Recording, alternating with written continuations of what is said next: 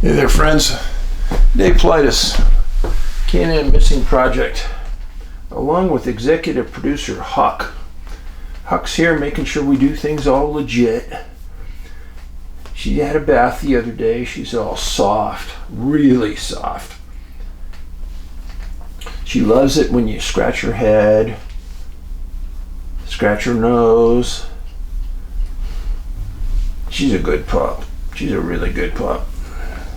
Wouldn't trade her for anything, huh? Yeah, you were buddies. Yeah, you're a good girl. Okay. Oh, big stretch. She's gonna hang out while we do our thing and talk about a couple of missing persons cases. And in fact, we're back on the amnesia cases.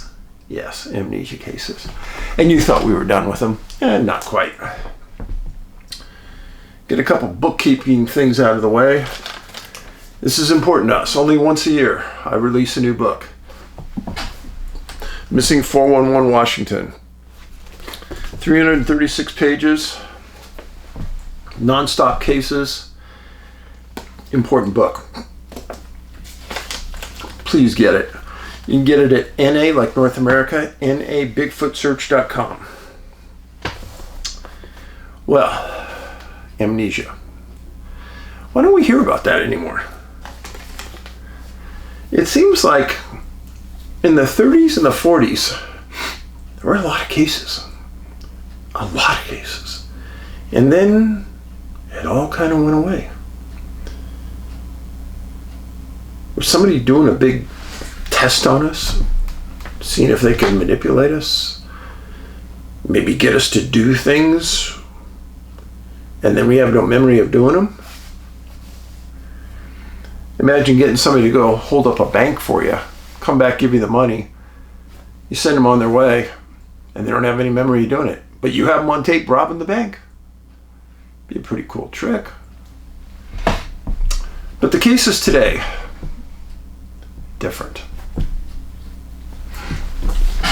And the first case, close to my home, just 2 hours away. Claude Hoppin, 58 years old, missing February 10th, 1942, from Great Falls, Montana. I live about 2 hours west of Great Falls.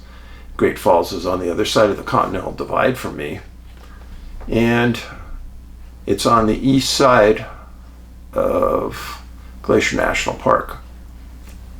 It's an interesting city, to say the least, that I'll talk to you about more about in a minute. Claude was an insurance broker for Bankers Life of Des Moines. And he had lived in Great Falls for 25 years. He knew the city well. He was a local church member every Sunday. He was a civic member in many different clubs, held positions in some of those clubs. And he was married with his wife, and they lived in Great Falls. And at 1942, the population of Great Falls, 31,000. Back then, it was the third largest city in Montana. And today, it is still the third largest city in Montana. Now, on February 10th, at about 9 a.m., he had gotten up. Wife made him breakfast. Wife said everything was completely normal. Said that her husband was in good health, didn't have any major medical issues, didn't have any recent injuries. Everything was completely normal. He left the house at 9 o'clock and he was headed for his insurance office, which was in the city. Well, he never arrived. Never arrived, and the office started to call his house at about 10:30. Mrs. Hoppen said, no, I haven't heard from him. He was supposed to be at your location. So some people left and thought maybe he was at a local diner, and they started to look around. They couldn't find anything. And after 7 o'clock that night, Mrs. Hoppen called the Great Falls police. They came out, they took a report. And just after clearing that house at 11:15 that same night, Claude Hoppen wanders into the Great Falls Police Department. Lost, bedraggled, didn't know who he was, didn't know where he was. Nothing. Didn't know if he had a car nearby. People didn't know how he got there. But as a patrolman was coming in from the end of his shift, he heard that the detectives were talking to a man who seemed to be lost. So he went in, listened to the detectives, and says, "I think we've got Claude Hoppen here." Well, they said his name in front of him, and he had never heard that name. But the patrolman had seen a picture of Claude and said, "No, this is him." Well, just minutes after that, they called Mrs. Hoppen, had her come down to the police station. Now imagine this. Married for 25 years, lived in the same city, stable life. 14 hours earlier, you kissed your husband goodbye and everything was normal. And now you show up at the police station, walk into the room, and he doesn't know who you are. Very sinking feeling. Well, she took Claude directly to the hospital because everybody thought he must be ill, seriously ill. And the doctors originally did a physical exam and found no physical injuries to him. None to his head, none to his body. He hadn't been in an accident. But he couldn't remember anything.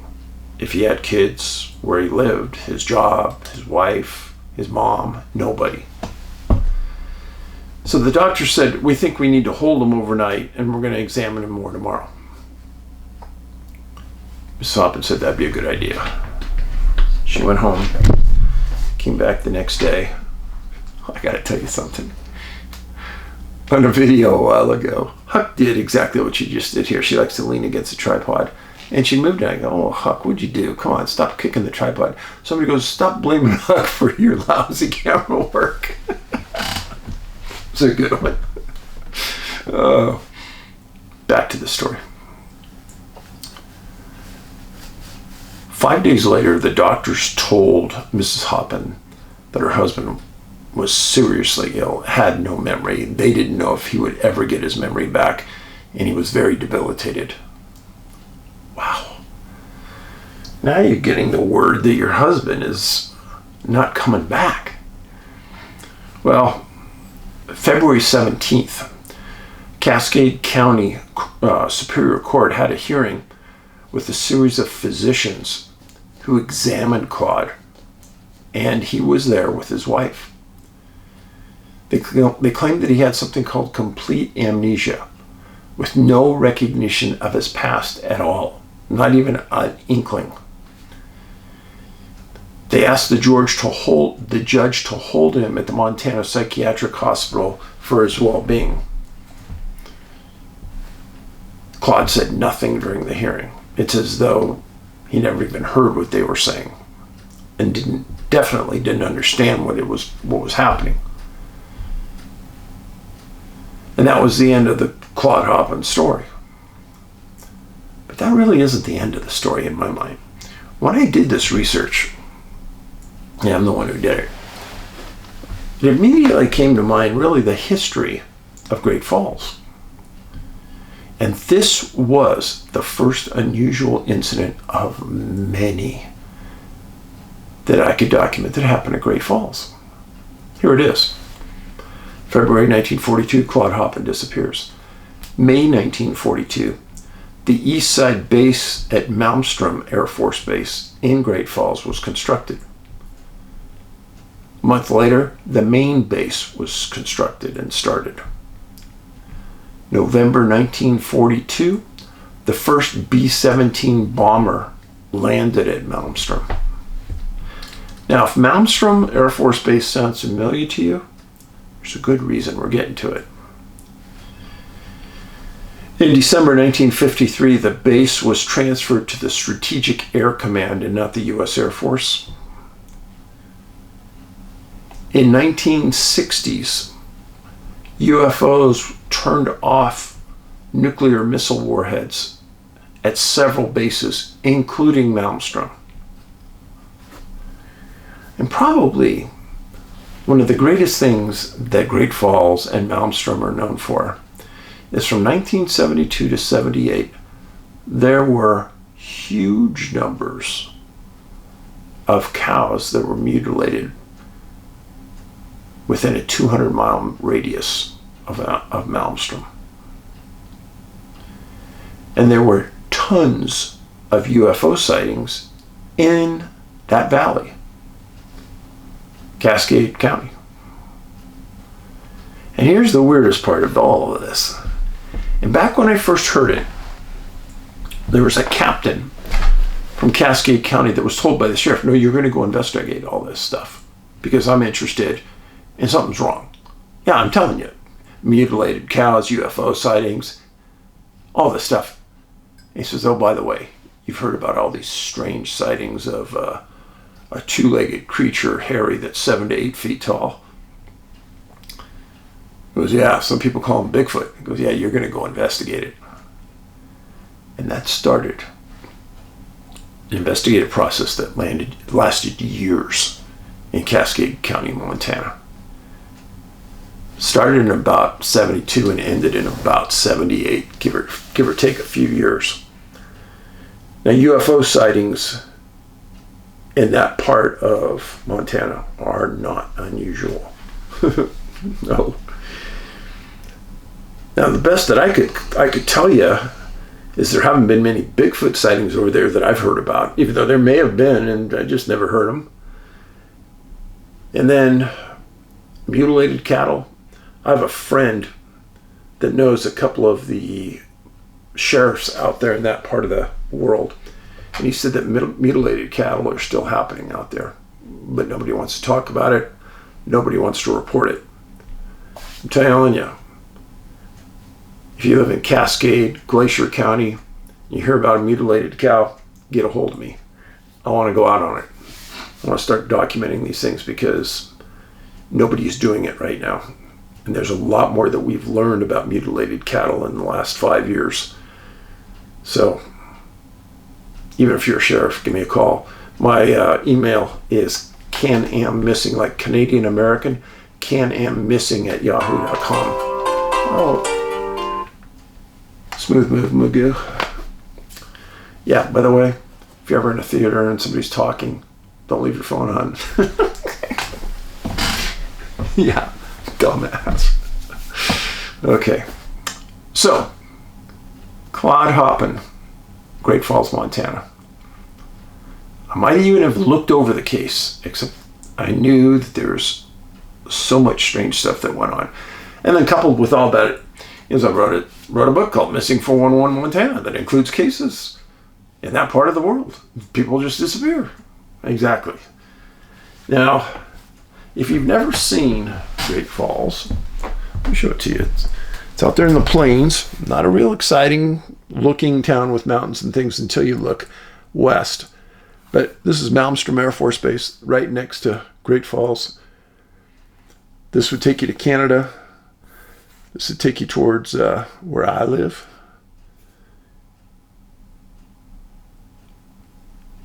Gotcha.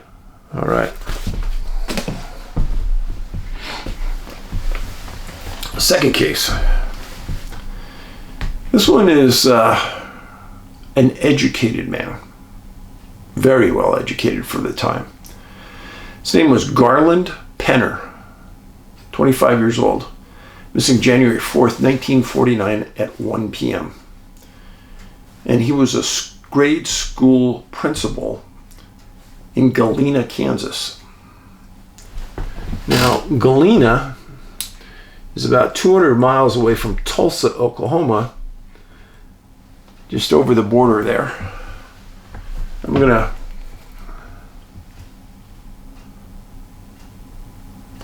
get you the map and let you see that in just a second.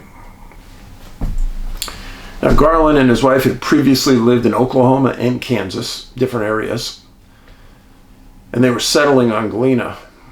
Now, January 4th in the morning, Garland wakes up. He tells his wife he's got an extremely bad headache. He's contemplating whether to go to school or not. Finally, he decides he's going to go. About 9 a.m., he walks out the door saying he's going to walk to school. Well, 11 o'clock, the school contacts the wife and says, Garland's not here, was something wrong? No, he left to walk to school. They said, oh, that's odd. So we'll just walk from the school to your house and make sure that he's not hurt somewhere. They walk it, they don't find him.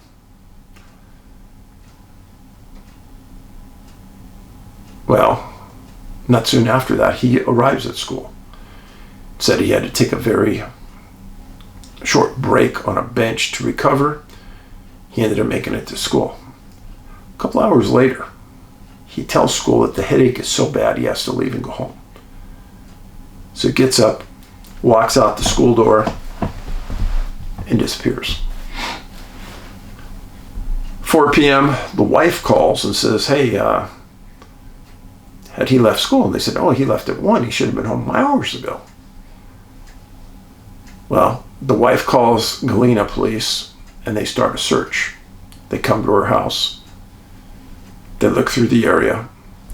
And they said, well, the last place he was seen was near school. So on January 5th, the police organize a massive search around the school. There happen to be some old mines there. This is ridiculous. Can you imagine some uncapped mines near a grade school? Well, that's brilliant.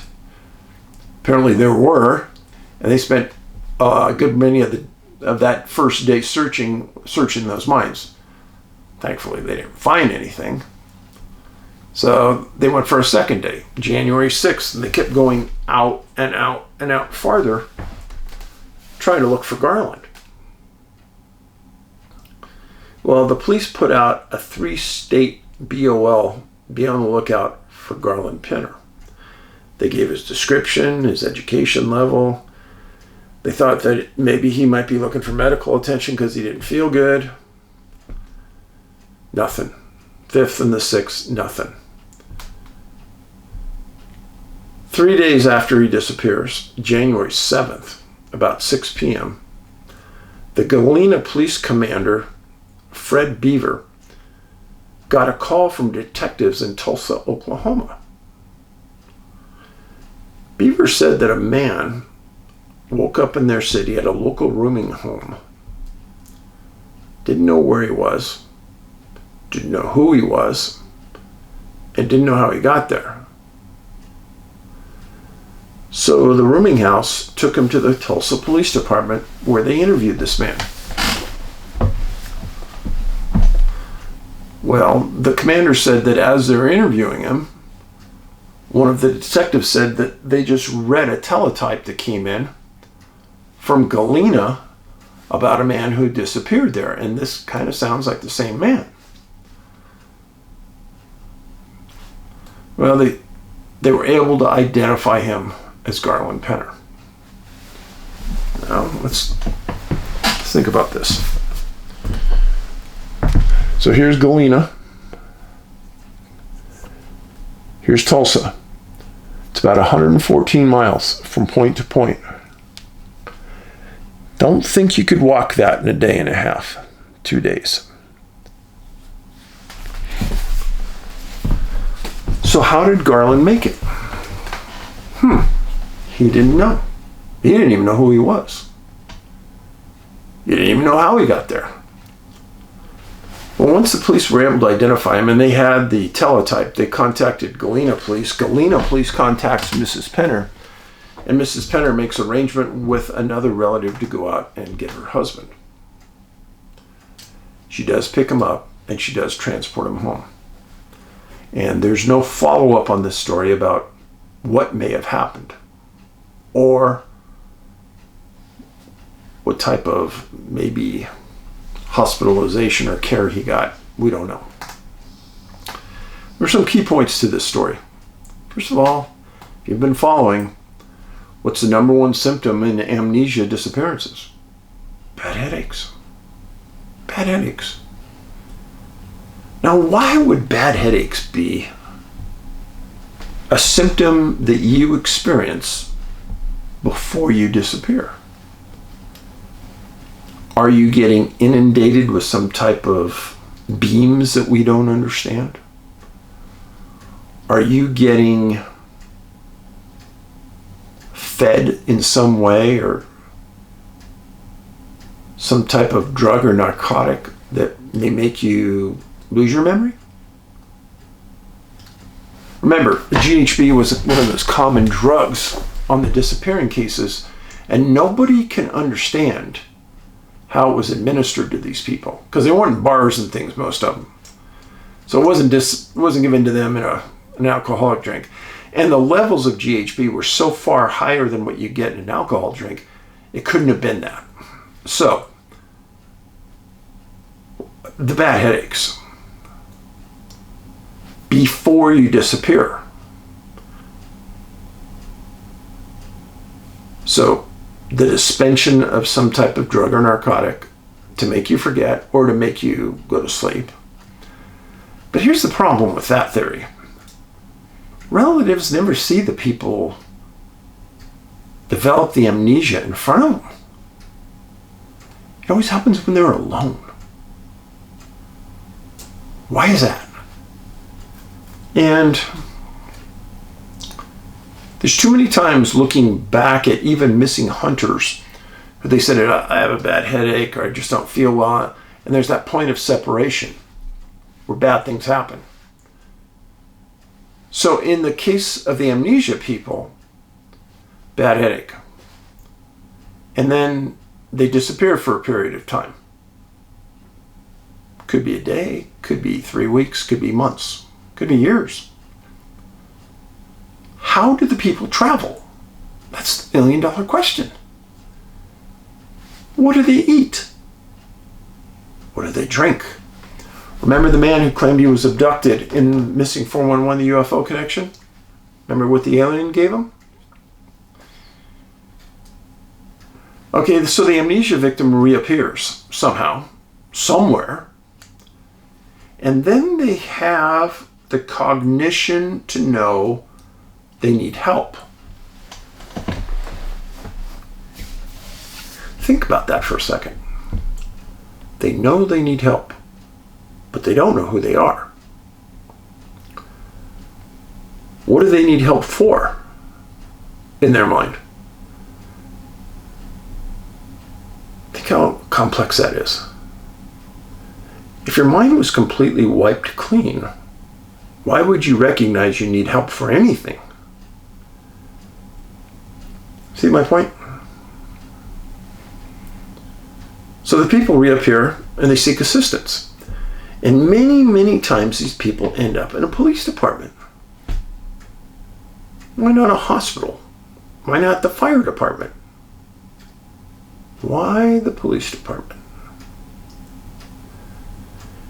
And then, in the majority of the cases, they seek some kind of treatment with the assistance of their families. And then a percentage of them regain normality in their life.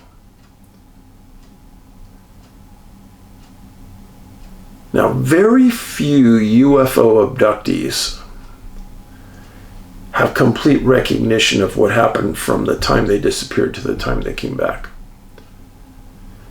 Many, many abductees claim that they were abducted in bed, and they're lifted off their bed and they're taken away, and their significant other or spouse never recognizes anything is happening.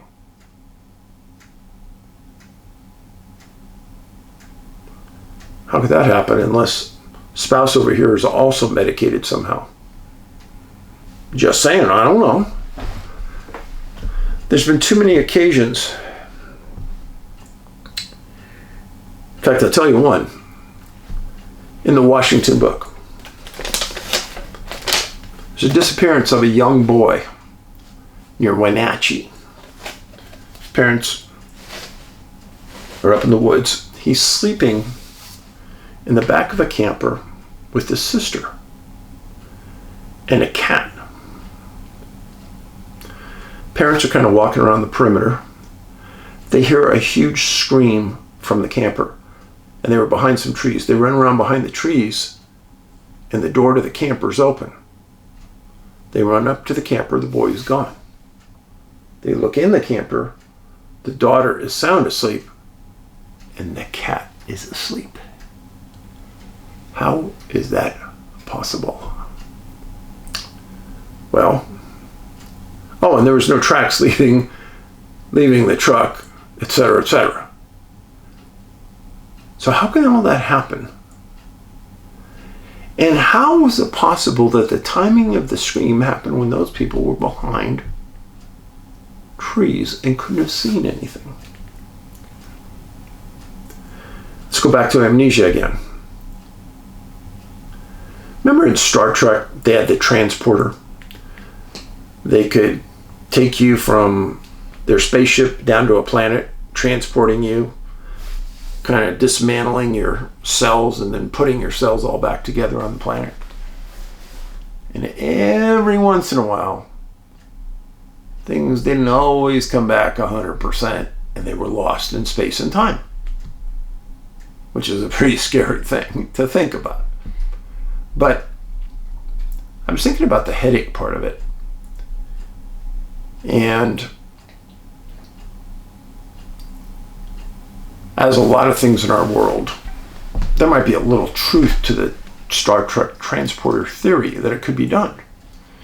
But if it could be done, would that have possible side effects on us and our brain and how we think, how we function, our soul?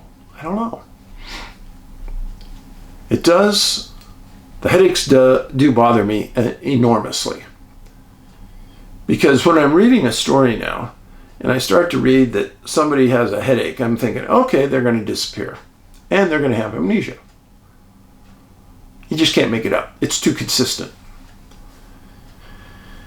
So, I appreciate you being here. My dog is out like a count. Spread out. Oh, you want to see her? Okay.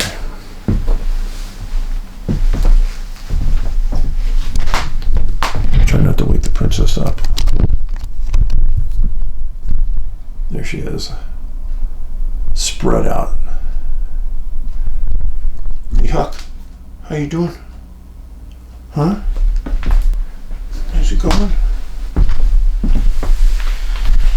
You're a good girl. Oh, stretch. Yeah. Oh, that was her kicking, see? Now couldn't have been me. Oh, you're too good girl. That's funny, she kicked it again. Okay, so we won't bother her. Thanks for being here. Be nice to your friends and neighbors. The kindness revolution. Paulides out.